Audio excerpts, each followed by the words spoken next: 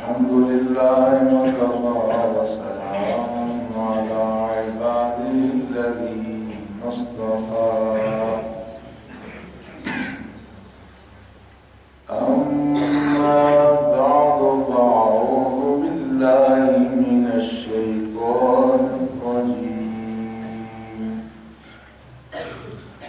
بسم الله الرحمن الرحيم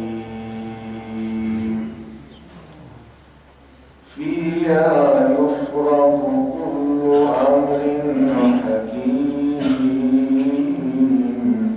سبحان الله. آمنت بالله صدق الله مولانا العظيم.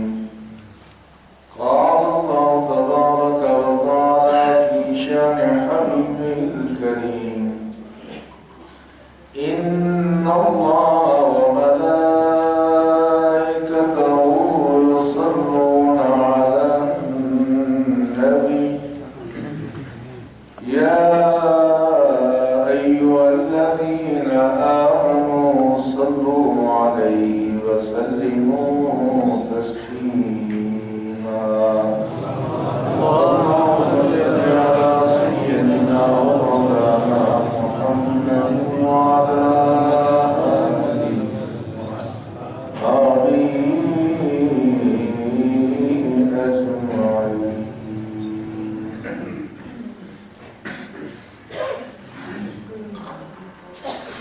اللہ کے احترام پر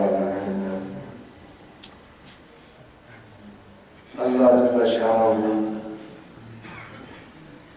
جس پر علم و حکمت، علم و فراست، دانش و بینش ختم ہے، سارا علم، ساری حکمت، ساری دانش مندی اللہ جل شانہ اس کی عطا کردہ اور اس کی خیرات ہے۔ اللہ جل شانہ نے بندوں کو جو علم و حکمت عطا فرمائے، اس کے نتیجے میں بندوں نے اپنی دنیاوی زندگی کو آسودہ بنانے کے لیے اس میں بہت ساری جدتیں پیدا کر دی۔ آئے دن آدمی اپنی ضرورت کے مطابق، اپنے علم اور اپنی بصیرت کے مطابق اپنے اس دنیاوی نظام میں نئی نئی چیزیں پیدا کر رہا ہے، نئی نئی جدتیں آ رہی ہیں۔ اور آج کے دور میں ترقی یافتہ ممالک میں صورتحال یہ ہے کہ وہاں باقاعدہ سے ایسے ادارے اور ایسے افراد ہیں جو مسلسل اپنی قوم کے مستقبل کے بارے میں سوچ رہے ہیں، جن کو معروف اصطلاح میں تھنک ٹینکس کہا جاتا ہے۔ ان کا کام یہی ہے کہ سوچنا کہ ہم جس سرزمین میں رہ رہے ہیں، اس سرزمین میں ہمیں آئندہ اپنے نظام کو مستحکم کرنے کے لیے اور دنیا پر اپنا غلبہ قائم کرنے کے لیے، اپنی عزت اور اپنے وقار میں اضافہ کرنے کے لیے، اور مستقبل میں جو خدشات، جو حادثات رونما ہو سکتے ہیں، ان کو سامنے رکھتے ہوئے انہوں نے مستقبل کے بارے میں اپنی حکومتوں کو ایک لائن دینی ہوتی ہے۔ اور یہ بھی کہا جاتا ہے کہ امریکہ جیسے ملک میں 50 سال پہلے کی پلاننگ ہوتی ہے کہ 50 سال کے عرصے میں ہم نے یہ کرنا ہے۔ اور یہ باتیں بھی آپ نے سنی کہ پاکستان کے حوالے سے ان کی یہ منصوبہ بندی ہے کہ سن 2025 میں پاکستان کا یہ موجودہ وجود نہیں رہے گا۔ ان کی منصوبہ بندی کچھ ایسی ہے، اور اس منصوبہ بندی کے مطابق وہ اپنا کام کر رہے ہیں، اسی لائن پہ چل رہے ہیں۔ ہم ان کے کام کو آسان بنانے کے لیے اپنی حمایتیں مسلسل کیے جا رہے ہیں، یہ ایک الگ موضوع ہے۔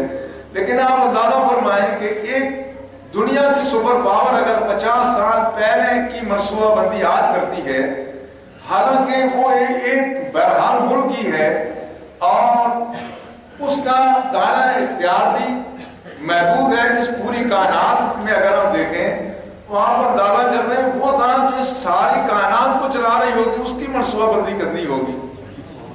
وہ کائنات جس کائنات کی عظمت کا یہ عالم ہے کہ اس ساری کائنات میں ہمارا جو پورا نظام شمسی ہے جس میں ہماری زمین بھی شامل ہے، یہ ایسے ہی ہے جس طرح صحرا میں ایک ریت کا ذرہ ہو یا سمندر میں پانی کا ایک قطرہ ہو، اس سے زیادہ حیثیت نہیں ہے۔ تو آپ خود ہی اندازہ فرمائیں کہ وہ اللہ جل شانہ کا وہ جو نظام ہے وہ کتنا مستحکم اور کتنا مضبوط ہوگا۔ یہ دنیا کی جتنی سپر پاور ہیں، یہ جو کچھ کرتی ہیں بعض دفعہ ان کی پلاننگ غلط بھی ثابت ہو جاتی ہے، کرنا کچھ چاہتی ہیں کچھ ہو جاتا ہے، حادثات رونما ہو جاتے ہیں، مگر اللہ جل شانہ کا وہ جو نظام ہے جو ہمیں نظر آ رہا ہے اس میں حادثے کا کوئی امکان نہیں ہے۔ فرمایا للشمس ينبغي لها أن تدرك القمر ولا الليل سابق النهار وكل في فلك يسبحون۔ یہ آگ کا دہتا ہوا گولا، یہ سورج جو تہک رہا ہے چمک رہا ہے، یہ کبھی چاند سے نہیں ٹکرا سکتا، نہ کبھی ولا الليل سابق النهار، نہ کبھی رات دن سے پہلے آ سکتا۔ كل في فلك يسبحون، یہ اتنے بڑے بڑے سیارے جن کا وجود ہماری زمین سے کروڑوں گنا بڑا ہے، وہ سارے اپنے اپنے مدار میں مسلسل گردش کر رہے ہیں۔ اس سے یہ معلوم ہوا کہ اللہ جل شانہ کا جو نظام ہے کائنات کی چلانے کا، وہ نہایت ہی مستحکم نظام ہے، مگر اس نظام میں بھی کئی مرحلے ہیں، کئی مقامات ہیں، اس میں ڈیوٹیاں تقسیم ہیں۔ اللہ جل شانہ اس بات پر قادر ہے کہ سارا نظام اپنے حکم سے کن فیکون سے سارا نظام چلتا رہے، مگر اللہ جل شانہ کی حکمت اور مصلحت یہ ہے انہوں نے مختلف نظام مختلف مدارج قائم کیے ہیں جس سے احکامات نازل ہوتے ہیں اور اس کو پھر نافذ العمل ہوتے ہیں۔ عالم لاہوت ہے، عالم جبروت ہے، عالم ملکوت ہے، اس کے بعد عالم وصال ہے۔ یہ جس عالم دنیا میں ہم رہ رہے ہیں اس کے قریب ترین کا جہان وہ عالم وصال ہے، اس سے اوپر کا درجہ وہ عالم ملکوت کا ہے، وہ فرشتوں کا ہے کہ اللہ جل شانہ جب کسی بات کا ارادہ فرماتے ہیں اور جب وہ کام ہونے والا ہوتا ہے تو جب ڈیوٹیاں فرشتوں کو ملتی ہیں تو اس وقت فرشتوں کو پتہ چلتا ہے کہ آج ہم نے یہ کام کرنا ہے، مگر ہمیں رسول اللہ صلی اللہ علیہ وسلم کی زبان وحی ترجمان سے یہ معلوم ہوا کہ اللہ جل شانہ کی بھی ایک سالانہ منصوبہ بندی ہوتی ہے، ایک سالانہ جس طرح ہمارے یک سالہ منصوبہ ہے، اس طرح اللہ جل شانہ کے اوپر جو منصوبہ ہے وہ تو اربوں خربوں سال کا ہے جس کا ہمیں کوئی پتہ نہیں، اوپر کیا ہونے والا ہے اس منصوبے کا کسی کو بھی پتہ نہیں ہے سوائے مقربین اللہ کے مخصوص بندوں کے اور رسول اللہ صلی اللہ علیہ وسلم کے کہ بعد میں ہونے والا کیا ہے۔ لیکن جو نچلی سطح کے معاملات ہیں وہ اللہ جل شانہ فرشتوں کو ہر سال عطا فرما دیتے ہیں، ہر سال فرشتوں کو باقاعدہ تفصیل دے دی جاتی ہے کہ اس سال میں تم نے یہ کام کرنا ہے، مگر اللہ جل شانہ کا یہ بھی کرم اور عنایت ہے کہ جب وہ چیزیں دی جاتی ہیں ساتھ بندوں کی بخشش کا اہتمام بھی کیا جاتا ہے۔ یہ رات جو اتوار کی شام کی رات ہوگی یہ لیلۃ نصف شعبان ہے، یہ شعبان کی نصف رات ہے، یہ وہ رات ہے جس کے لیے بعض مفسرین کا خیال ہے فیہا یفرق کل امر حکیم، اس آیت میں اسی بات کی طرف اشارہ ہے کہ اس رات ہر حکمت والے معاملے کا اللہ جل شانہ فیصلہ فرما دیتے ہیں۔ حضرت عائشہ صدیقہ رضی اللہ تعالی عنہا کہتی ہیں فقط رسول اللہ صلی اللہ علیہ وسلم فاذا هو بالبقیع، میں نے ایک رات رسول اللہ صلی اللہ علیہ وسلم کو اپنے بستر مبارک پر نہیں پایا تو میں باہر نکل گئی کہ رسول اللہ کہاں تشریف لے گئے، فاذا هو بالبقیع، تو میں نے دیکھا آپ جنت البقیع میں بقیع کے قبرستان میں تشریف فرما ہے، وہاں تشریف لے گئے۔ حدیث میں تفصیل ہے آپ جلدی واپس آ گئے، رسول اللہ واپس تشریف لائے تو پھر آپ نے حضرت عائشہ سے کہا عائشہ تمہیں معلوم ہے یہ کون سی رات ہے؟ عرض کہا یا رسول اللہ آپ بہتر جانتے ہیں، فرمایا یہ نصف شعبان کی رات ہے، یہ لیلۃ البرات ہے، وَإِنَّ اللَّهَ يَنزِلُ لیلۃ النصف من شعبان الی سماء دنیا، اور اللہ جل شانہ اس رات کو سورج غروب ہوتے ہی آسمان دنیا میں تشریف لے آتے ہیں، حالانکہ اللہ جل شانہ تو کہیں دور ہے ہی نہیں، اور اللہ مکان جسم جسمانیات سے پاک، مکان مکانیات سے پاک، اللہ کہاں نہیں، اللہ ہر جگہ ہے، مگر بندوں کو سمجھانا مقصود ہوتا ہے۔ بندے اسی بات کو سمجھتے ہیں کہ کوئی جسمانی طور پر قریب ہو جائے، بندے سمجھتے ہیں یہ ہمارے زیادہ قریب ہو گیا، اس لیے بندوں کو سمجھانا مقصود ہے، اور اس میں اللہ کی رحمت کی توجہ موجود ہے کہ گویا اس رات کو اللہ جل شانہ بندوں کے بہت قریب ان کی بخشش اور مغفرت کی خاطر تشریف لے آتے ہیں. پھر فرمایا وَيَغْفِرُ لِأَكْثَرِ مِنْ عَدَدِ شَعْرِ غَنَمِ بنی کلب, اور فرمایا یہ بنی کلب جو عربوں میں بکریوں کے ریوڑوں کے اعتبار سے بہت بڑا امیر قبیلہ سمجھا جاتا تھا, عربوں میں سب سے زیادہ بکریاں بنی کلب کی ہوتی تھی. فرمایا جتنا بنی کلب کی بکریوں کے جسم پر بال ہے اللہ اس سے زیادہ بندوں کو اس رات جہنم سے آزاد فرما دیتا ہے. اور دوسری روایت یہ ہے, حضرت عائشہ صدیقہ رضی اللہ تعالی عنہا کہتی ہیں کہ رسول اللہ صلی اللہ علیہ وسلم نے رات کو قیام فرمایا اور اتنا لمبا آپ نے سیدھا کیا, مجھے یہ خدشہ ہو گیا کہ رسول اللہ صلی اللہ علیہ وسلم کے جسم اطہر سے آپ کی روح مقدس پرواز نہ کر گئی ہے, چونکہ رسول اللہ حرکت نہیں فرما رہے ہیں. تو میں نے رسول اللہ صلی اللہ علیہ وسلم کے انگوٹھے کو مس کیا تو آپ نے حرکت فرمائی, تو مجھے معلوم ہو گیا کہ رسول اللہ سجدے کے عالم میں طویل سجدہ فرما رہے ہیں. اور جب اس سے فارغ ہوئے تو پھر دوسری روایت کے مطابق یہی حدیث رسول اللہ صلی اللہ علیہ وسلم نے بیان فرمائی. اب یہ جو مرحلہ ہے کہ یہ جو خاص رات ہے جس میں جہاں پر باقاعدہ پورا سال کا بجٹ دیا جاتا ہے, فیہا یکتب کل حالک من بنی آدم, اس رات ہر وہ بنی آدم جس نے اگلے سال شب برات سے پہلے مرنا ہوتا ہے اس کا نام بھی لکھ دیا جاتا ہے, مردوں کی فہرست میں چلا جاتا ہے اگر جو وہ دنیا میں چل پھر رہا ہوتا ہے. وَفِيهَا يُكْتَبُ كُلُّ مَوْلُودٍ مِّن بَنِي آدم, اس رات کو پورے سال میں جس بنی آدم نے پیدا ہونا تھا اس کا نام اور اس کی تفصیل فرشتوں کو دے دی جاتی ہے. وَفِيهَا يُنزَلُ أَرْزَاقُهُمْ, اس رات کو بندوں کے رزق کا فیصلہ ہو جاتا ہے, اتنے روزی فلاں کو اتنی ملے گی. اور اس کے بعد فرمایا اس رات کو بندوں کی عمروں کا تعین ہو جاتا ہے. یہ سارے معاملات اللہ جل شانہ فرشتوں کے سپرد کر دیتے ہیں لیلۃ نصف شعبان میں, اور اس لیے اس کا بہت بڑا مقام اور مرتبہ ہے. اس لیے اس مرحلے پر رسول اللہ صلی اللہ علیہ وسلم سے عرض کیا یا رسول اللہ آپ اس رات میں خاص عبادت کا کیوں اہتمام فرماتے ہیں؟ آپ نے فرمایا میں چاہتا ہوں جب ہمارے بارے میں فیصلہ ہو رہا ہو تو ہم اللہ کی عبادت میں مشغول ہوں. اس لیے یہ بات ٹھیک ہے کہ وہ روزی بھی لکھ دی جاتی ہے, عمر بھی لکھ دی جاتی ہے, لیکن سوال یہ پیدا ہوتا ہے پھر جو ہم عمل کر رہے ہوں گے اس عمل کا کیا فائدہ ہے؟ اگر ساری چیزیں اس طرح سے لکھ کر کے فرشتوں کو دے دی گئی, فلاں آدمی نے مرنا ہے, فلاں آدمی نے اس میں پیدا ہونا ہے, فلاں کو اتنی روزی ملنی ہے, تو پھر اس میں انسانی اعمال کا کیا عمل دخل ہے؟ تھوڑی سی توجہ کریں تو اس میں انسانی اعمال کا بڑا عمل دخل ہے.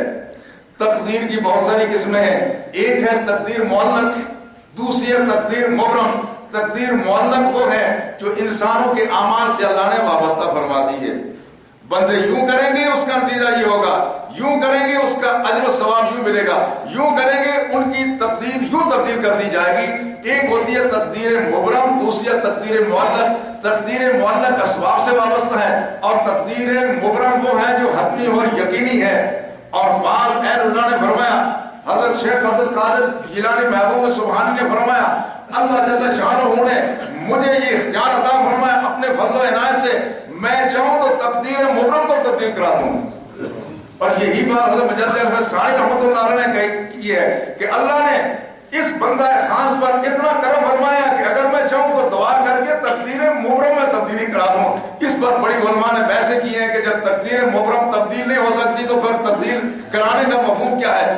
اور محققین علماء نے لکھا ہے کہ ایک تقدیر مبرم وہ ہے جو فرشتے سمجھتے ہیں حتمی ہے مگر اللہ کے نزدیک وہ حتمی نہیں ہوتی.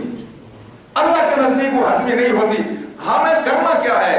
کرنا یہ ہے کہ پورا سال ہم نے جو کچھ کیا اس مرحلے پر جب اب ہماری تقدیر, ہمارا سارا بجٹ, ہماری ساری تفصیل فرشتوں کے سپرد کی جا رہی ہے, اس مرحلے پر جو ہمارا عمل ہے اس عمل سے ہماری تقدیر میں تبدیلی رونما ہو سکتی ہے. یہ جو اس مرحلے کا عمل ہے لیلۃ نصف شعبان کا, اس میں تبدیلی ہو سکتی ہے. اور رسول اللہ صلی اللہ علیہ وسلم نے فرمایا, متفق علیہ حدیث ہے, امام بخاری اور مسلم نے روایت کیا, فرمایا من احب ان یبسط له فی رزقی وینسى له فی اثری فلیصل رحمہ. فرمایا جس آدمی کو یہ بات پسند ہو, کیا بات؟ من احب ان یبسط له فی رزقی, کہ اللہ اس کے رزق میں اضافہ فرما دے, وَيُنْسَى لَهُ فِي أَثَرِهِ، اللہ اس کی عمر میں اضافہ فرما دے. فَلْيَصِلْ رَحِمَهُ، اسے چاہیے کہ وہ صلہ رحمی کرے. اگر عمل سے کچھ نہیں ہوتا تو یہ متفق علیہ حدیث جو امام بخاری مسلم نے روایت کی، اس کا کیا مفہوم ہوا؟ معلوم یہ ہوتا ہے کہ آدمی اس خاص مرحلے پر اگر پوری توجہ سے، یکسوئی سے، توبۃ النصوح کر کے اگر آدمی نیک عمل اختیار کر لے تو اس کی تقدیر کو اللہ تبدیل فرما سکتے ہیں. جس کی عمر اللہ نے ختم کرنی تھی، اس کے کسی نیک عمل کی وجہ سے اللہ جل شانہ اس کی عمر میں اضافہ فرما سکتے ہیں. جس کی روزی کم لکھی جانی تھی، اس کے نیک عمل کی وجہ سے اس کے روزی میں اضافہ ہو جاتا ہے. اور ابن ماجہ کی حدیث ہے کہ رسول اللہ صلی اللہ علیہ وسلم نے فرمایا ان الرجل لا یزید فی العمر الا البر، فرمایا آدمی کی عمر میں اضافہ نہیں ہو سکتا سوائے اس کے کہ آدمی نیکی کرنا شروع کر دے. وان الرجل لا یحرم الرزق من ذنب یصیب، فرمایا آدمی کوئی گناہ کر کے اپنی روزی میں خود ہی کمی کر دیتا ہے.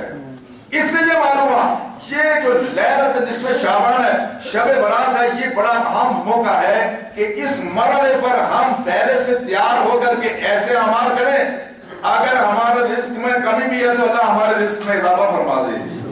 اگر ہماری عمر میں کمی بھی واقع ہو رہی ہے اللہ ہماری عمر میں اضافہ فرما دے. مگر اس مرحلے پر ہوتا یہ ہے بجائے اس کے کہ ہم نیک اعمال کی طرف جائیں، ہم لعب و لائب و تماشے کی طرف چلے جاتے ہیں. لیلۃ نصف شعبان میں، شب برات میں جو ہمارے ہاں معمولات ہیں، آپ نے دیکھا وہ کیا پٹاخے پھٹ رہے ہیں. یہ پٹاخے یہ لعب و لائب نہیں ہے، یہ کھیل کود تماشا ہے یا نہیں ہے؟ اگر یہ ہے تو پھر خود بھی آدمی اس سے دور رہے، اپنے بچوں کو بھی اس سے دور رکھے. کیا آپ چاہیں گے کہ جب آپ کی اور ہماری تقدیر کا فیصلہ ہو رہا ہو اس وقت ہمارے گھر میں اللہ اور اللہ کے رسول کا ذکر رنگ ہونے کے بجائے، تلاوت کے بجائے، تسبیح و تحلیل کے بجائے ہمارے فضاؤں میں پٹاخے پھٹ رہے ہوں؟ یہ اس بات کی علامت ہے کہ ہم اللہ کی رحمت کے طلبگار نہیں ہیں، ہمیں اللہ کی رحمت کی ضرورت نہیں ہے. یہ اللہ کی اس نعمت اور رحمت سے مذاق ہے، استہزاء ہے. لہذا اس بات سے نہ صرف یہ کہ آدمی خود دور رہے بلکہ بچوں کو بھی دور رکھنا ضروری ہے. اب صورتحال یہ ہے کہ ہماری گرفت گھروں پہ بہت کمزور پڑتی جا رہی ہے. اب بزرگ باپ یہ کہتا ہے کیا کروں، بچے ہیں نہیں مانتے، ماں کہتی ہے کیا کروں، بچے نہیں مانتے. مگر اب زیادہ گھروں میں ماؤں کی چلنی شروع ہو گئی ہے. یہ جو وزارتی طرز حکومت گھر میں آ گیا ہے، یہ وزارتی طرز حکومت بڑا ناکام ہے اور اس سے بہت مسائل پیدا ہو رہے ہیں. آپ نے گھر میں صدارتی طرز حکومت رکھیں. آپ سمجھ رہے ہیں صدارتی طرز حکومت سے کیا مراد ہے؟ ہم دیکھتے ہیں، ہم اپنے اسکول کے بچوں کو دیکھتے ہیں، طالب علموں کو دیکھتے ہیں، جن گھروں میں صدارتی نظام حکومت ہے اس میں حالات قابو میں ہیں، اور جہاں وزارتی طرز حکومت ہے وہاں حالات قابو سے نکل گئے ہیں. باپ کے قابو سے نکلے تو کیا سب کے ہاتھ سے نکل گئے. اس لیے گھروں کا نظام جو ہمارا ماضی میں تھا وہ ایک بہت عمدہ نظام تھا کہ جس میں گھر کے سربراہ کی بات چلتی تھی اور گھر میں اس کی بات مانی جاتی تھی. اب وہ صورتحال کمزور ہوتی جا رہی ہے. اس کا نتیجہ یہ ہے کہ آدمی خود تو کچھ نہیں کرتا. آپ تسبیح و تحلیل کر رہے ہیں، آپ نے مغرب کی نماز جماعت سے ادا کی مگر گھر میں سے کسی نے نماز نہیں پڑھی، گھر میں پٹاخے پڑھ رہے ہیں. آپ نے عشاء کی نماز پڑھی، آپ اس کے بعد تسبیح و تحلیل میں مشغول ہو گئے مگر آپ کے گھر میں کوئی تسبیح و تحلیل نہیں بلکہ اللہ کی نافرمانی ہو رہی ہے، وہاں آتش بازی ہو رہی ہے. کیا آپ سمجھتے ہیں کہ آپ کے اس گھر میں جس میں اللہ کی عبادت کے بجائے اللہ کی نافرمانی ہو رہی ہے، کیا وہاں اللہ کی رحمت نازل ہوگی؟ اور کیا اس مرحلے جو تقدیر لکھی جا رہی ہے وہ تقدیر ہمارے حق میں لکھی جائے گی؟ ہرگز نہیں لکھی جا سکتی. یہ دانش مندی کا مرحلہ ہے.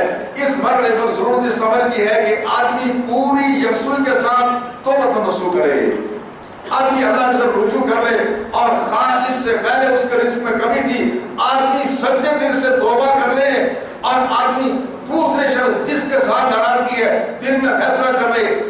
حدیث میں آتا ہے رسول اللہ صلی اللہ علیہ وسلم اس رات کو سب کی بخشش ہو جاتی ہے، مشرک کی بخشش نہیں ہوتی. جس کے دل میں کسی کے لیے بغض و کینہ ہے اس کی بخشش نہیں ہوتی.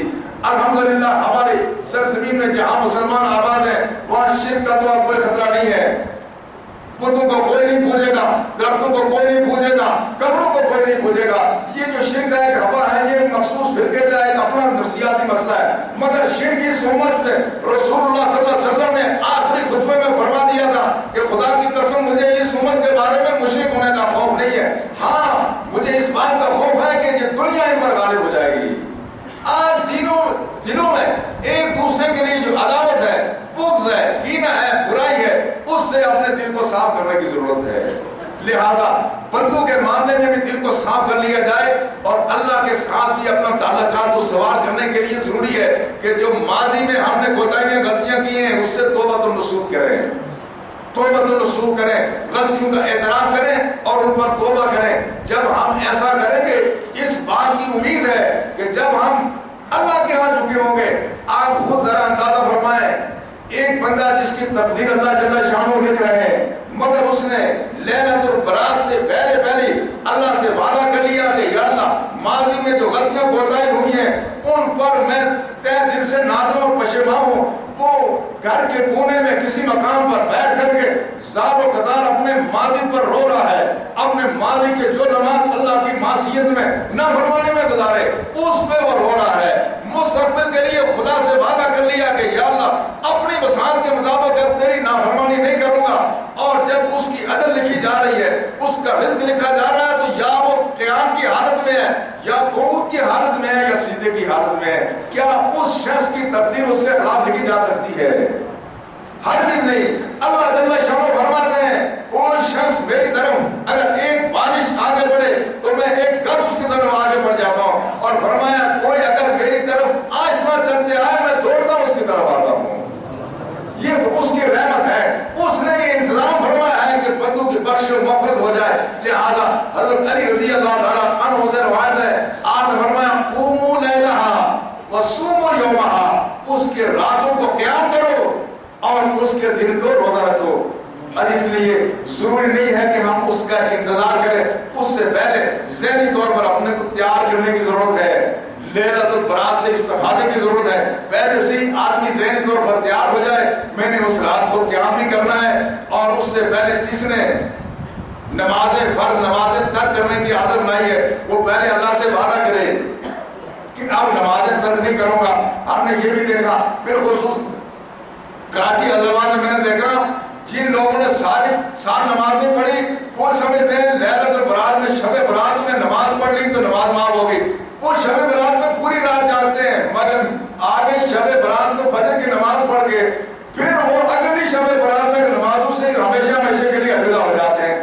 یہ طریقہ اہل ایمان کا نہیں ہے، نہ اس طرح سے بخشش ہوتی ہے، نہ اسلام کا ایسا کوئی حادثاتی نظام ہے کہ کوئی آدمی ایک رات کو عبادت کر کے اس کے مقابلے میں چلا جائے کہ جو ساری عمر پابندی سے نمازیں پڑھتا رہا ہے۔ لہذا اس عمل کی ضرورت ہے کہ ایک تو آدمی سچے دل سے توبہ کرے اور اس رات کو قیام کرے، اور قیام کرتے ہوئے اس بات کا صبر کرے کہ شاید یہ میری زندگی کی آخری لیلۃ البرات ہے۔ ہم میں سے کسی کو کوئی پتہ نہیں، ہر ایک چیز کی گارنٹی ہے، اس کپڑے کی گارنٹی ہے، گھڑی کی گارنٹی ہے، اینک کی گارنٹی ہو سکتی ہے، ایک کسی معمولی سے معمولی چیز کی گارنٹی ہے، مگر انسان کی کوئی گارنٹی نہیں ہے، کوئی اس کی گارنٹی نہیں ہے کہ یہ کب تک رہے گا۔ لہذا اس عمل کی ضرورت ہے کہ آدمی اپنے لیے کوئی یو ٹرن لے لے۔ یہ جتنا اہتمام اللہ نے فرمایا ہے اس لیے فرمایا کہ ہم اپنی روش تبدیل کر لیں، ایک موقع سے ہم فائدہ اٹھائیں۔ فرمایا قوموا لیلہا وصوموا یومہا، رات کو قیام کرو، دن کو روزہ رکھو۔ اور حضرت علی سے روایت ہے کہ آپ نے فرمایا، رسول اللہ صلی اللہ علیہ وسلم نے فرمایا اس رات کو ایک منادی ندا کرتا ہے اور کیا کہتا ہے، الا من مستغفر فاغفر اللہ، کہ کوئی بخشش مانگنے والا ہے کہ اللہ اس کی بخشش فرما دے، کوئی رزق مانگنے والا ہے کہ اللہ اس کی روزی میں اضافہ فرما دے، اور کوئی شخص اپنی پریشانیوں سے عافیت چاہنے والا ہے کہ اللہ اس کی پریشانیاں دور فرما دے۔ اس لیے اس مرحلے پر ضرورت اس بات کی ہے کہ ہم سچے دل سے اللہ کی طرف رجوع کریں اور اس رات کو قیام کریں، اور اس کے بعد اگلی رات کو ہم روزہ بھی رکھیں، مگر یہ اسی صورت میں ہو سکتا ہے۔ ہاں یہ بھی پوچھا گیا کہ برات کی تشریح توضیح فرمائے۔ اب برات کا لفظی معنی تو بری ہونے کا ہی ہے، اس لیے کہ اس رات میں وہ جو حدیث میں نے بیان کی کہ اللہ جل شانہ بنی کلب کی بکریوں کے بالوں سے زیادہ تعداد میں جہنمیوں کو آزاد کرتا ہے، اسی اعتبار سے اس رات کو لیلۃ البرات بھی کہا گیا، اس رات کو لیلۃ الرحمت بھی کہا گیا، یعنی اللہ کی رحمت اور برکت کی رات ہے۔ لہذا اس کے لیے باقاعدہ تیاری کی ضرورت ہے۔ اہل ایمان وہ تو پورا شعبان کا مہینہ شروع ہوتے ہی رمضان کی تیاری کرتے تھے اور لیلۃ البرات کی شب برات کی تیاری کرتے تھے، بلکہ رسول اللہ صلی اللہ علیہ وسلم نے تو اس میں کثرت سے روزے رکھے۔ حضرت عائشہ کہتی ہیں کان رسول اللہ صلی اللہ علیہ وسلم یصوم شعبان الا قلیلا، رسول اللہ صلی اللہ علیہ وسلم شعبان میں بہت کم افطار کیا کرتے تھے، اکثر روزہ رکھتے تھے۔ لیکن آج کل آپ کے لیے اور ہمارے لیے روزہ رکھنا مشکل اس لیے ہے کہ دن لمبے ہیں، دن لمبے ہیں، ہمیں آپ کے کہنے کا بھی پتا ہے کہ آپ کثرت سے روزہ نہیں رکھ سکتے شعبان میں، ہاں مگر لیلۃ البرات کا روزہ رکھے اور کوئی تھوڑی سی اور کوشش کر لیں۔ آخر رمضان شریف میں بھی تو ہمیں روزہ رکھنے ہیں، اس کے لیے تو پہلے سے تھوڑا سا ماحول بنا دیا جائے۔ اور رسول اللہ صلی اللہ علیہ وسلم نے فرمایا، آپ نے فرمایا سب سے افضل یہ شعبان کے روزے ہیں جو رمضان کی تیاری میں رکھے جاتے ہیں، اور رسول اللہ نے فرمایا رمضان اللہ کا مہینہ ہے اور یہ شعبان میرا مہینہ ہے۔ مراد یہ تھی کہ یہ اس میں کثرت سے رمضان کی آمد کے استقبال کے لیے تیاری کرتا ہوں۔ لہذا جس طرح ہم دنیاوی طور پر کسی بہار کے لیے جتنے ذمہ دار ہیں وہ جس طرح پہلے ذمہ داری کرتے تھے، اب تو ذمہ داری کا طریقہ بھی بدل گیا ہے، وہ سٹائل بھی بدل گیا۔ اب ذمہ داری کیا ہوتی ہے کہ فوراً جب بجائی کرنی ہے ٹریکٹر لگایا اور اسی وقت بیج بھی ڈال دیا، اس سے پہلے یہ نہیں ہوتا تھا۔ اور جب ٹریکٹر سے ہم جو کچھ کرتے ہیں اس کا نتیجہ فصل بھی ہمارے سامنے ہی ہے۔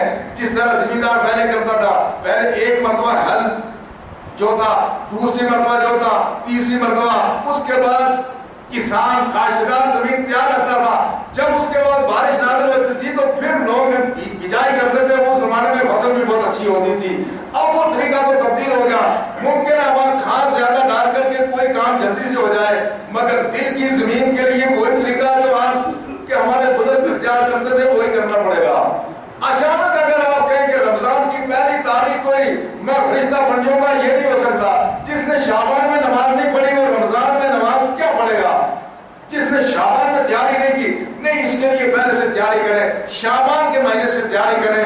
یہ مہینہ ہماری زندگی کا بڑا اہم مہینہ آ رہا ہے، اس کے لیے پہلے تیاری کی ضرورت ہے، اور تیاری یوں ہوگی کہ ہم پہلے سے نفلی روزے رکھنا شروع کر دیں اور لیلۃ البرات میں بالخصوص قیام کریں۔